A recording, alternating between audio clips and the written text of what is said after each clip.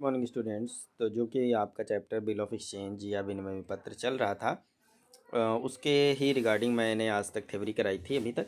आज मैं पहला क्वेश्चन आपको कराने जा रहा हूँ। आसान सा क्वेश्चन है, बिल्कुल स्टार्टिंग है, बेसिक से मैं बताऊँगा। आप लोग अच्छे से वीडियो को देखेंगे तो बिल्कुल समझ आएगा। तो चलिए पहले हम क्वेश्चन पढ़ लेते हैं कि क्वेश्चन में क्या बोला है, उसके बाद हम उसका सोल्यूशन करेंगे। ठीक है, तो देखिए क्वेश्चन में बोल रहा है 1 जनवरी 2015 को राव ने रेड्डी को 10,000 का माल बेचा। ठीक है, राव ने रेड्डी को माल बेचा है, यानी राव हो गए सेलर और रेड्डी हो गए परचेजर, यानी राव हो जाएंगे ड्रावर यानी बिल लिखने वाले, और रेड्डी कौन हो जाएंगे, ड्रावी हो जाएंगे यानी बिल को एक्सेप्ट करने वाले या फिर बिल की स्वीकृति देने वाले। ठीक है, जैसा कि मैंने थ्योरी में बताया था।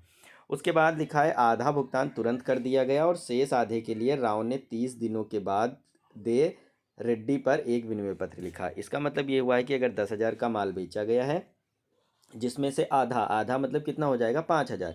10,000 का आधा 5,000 हो जाएगा, जो कि नए नगद दे दिया गया है यानी कैश में पेड कर दिया गया है।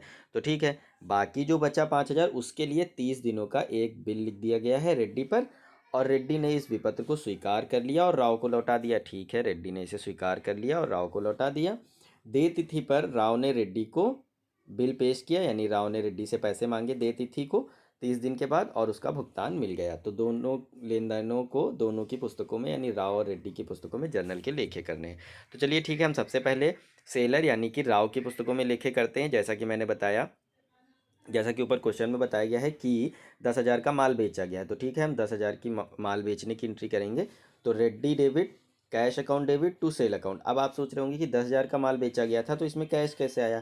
कैश ऐसे आया क्योंकि क्वेश्चन में बताया गया है कि आधा अमाउंट यानी 5,000 का अमाउंट कैश में दे दिया गया है, भुगतान कर दिया गया है तुरंत। तो हम रेड्डी यानी उधार हो गया हमारा 5,000 और कैश हमें कितना मिल गया, 5,000 मिल गया। और हमने टोटल सेल कितने की करी है, 10,000 की करी है। ठीक है, तो इस जो अमाउंट की है यानी 5,000 जो उधार अमाउंट है, इसका एक नया बिल लिख जाएगा, और ये जो 5,000 10 में से हमें रिसीव हो गए, ये हमें रिसीव हो जाएंगे। ठीक है, तो चलिए अब हम आगे बढ़ते हैं। अब हमने जो 5,000 रुपये उधार हुए रेड्डी पर, उसके लिए हमने एक बिल लिख दिया और रेड्डी ने उस बिल को स्वीकार करके हमें वापस लौटा दिया। जो लाइन क्वेश्चन में लिखी थी कि रेड्डी ने बिल को स्वीकार किया और राव को वापस लौटा दिया, उसके लिए हमने ये दूसरी एंट्री करी है। जो एंट्री बिल के रिसीव पर होती है तो उसको हम लिखते हैं bill receivable account debit to Reddy यानी जिसने बिल को एक्सेप्ट किया उसका नाम नीचे आ जाएगा यानी क्रेडिट हो जाएगा, और बिल हमने रिसीव किया इसलिए बिल डेबिट हो जाएगा। और 5,000 से डेबिट हुआ है, क्यों, क्योंकि हमको 5,000 रुपये नगद मिल गए थे। आप लोग ये ध्यान रखिएगा, ये जरूरी नहीं कि जितने की सेल हुई है उतने का ही बिल हो। बिल हमेशा उतने अमाउंट का होगा जितना पैसा उधार बचा हुआ है। ठीक है, ये आप क्लियर अच्छे से समझ लीजिए। चलिए आगे देखते हैं। बिल रिसीव हो गया और उसकी एक्सेप्टेंस हमें मिल गई रेड्डी से। फिर जब 30 दिन, आप देखेंगे 30 जनवरी को ये बिल लिखा गया था। अब अगर हम इसमें 30 दिन आगे जाएंगे,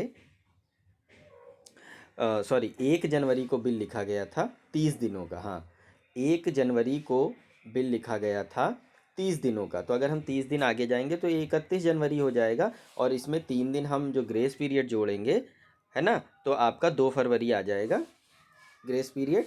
2 या 3 फरवरी आएगा, उसे आप सही कर लीजिएगा ग्रेस पीरियड जोड़ने के बाद। तो आपकी ये ड्यू डेट हो जाएगी और हमें पैसा रिसीव हो गया बिल का, क्योंकि उसमें लिखा हुआ है कि रेड्डी ने भुगतान कर दिया। Cash account debit to bill receivable यानी बिल का पैसा हमें यानी राव को प्राप्त हो गया। कितना, 5,000। 5,000 तो नगद प्राप्त हो गया था, 5,000 ये कैश जो है बिल का प्राप्त हो गया जो उधार बचा था। ठीक है, 30 दिन बाद। उसके बाद हम इसी को रेड्डी की पुस्तकों में जब करेंगे तो कैसे करेंगे, जस्ट एंट्री उलट हो जाती हैं, यानी सेलर की बुक से परचेज़र की बुक में जस्ट उलट हो जाएंगे।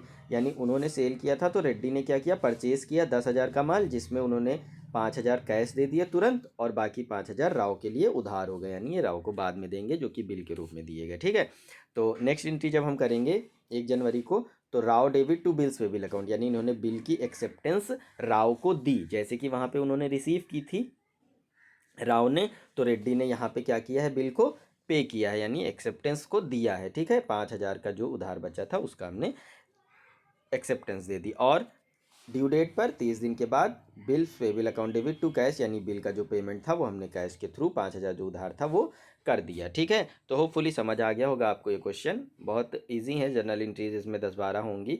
वो आप अगर थोड़ा सा देख लेंगे, लर्न कर लेंगे तो बिल्कुल अच्छे से आ जाएगा, इसे समझिए। बहुत आसान है, जनरल एंट्री के बेस पे ये क्वेश्चंस होने हैं। अभी मैं नेक्स्ट क्वेश्चन कल कराऊंगा। बाकी आप अपनी जो भी बुक है आपके पास, उससे आप इससे रिलेटेड या इस तरह के जो क्वेश्चंस हैं उन्हें आप प्रैक्टिस कीजिए। जो ना समझ आए वो कमेंट करके मुझे बताइएगा और अच्छे से देखिए। ठीक है, have a nice day, good bye.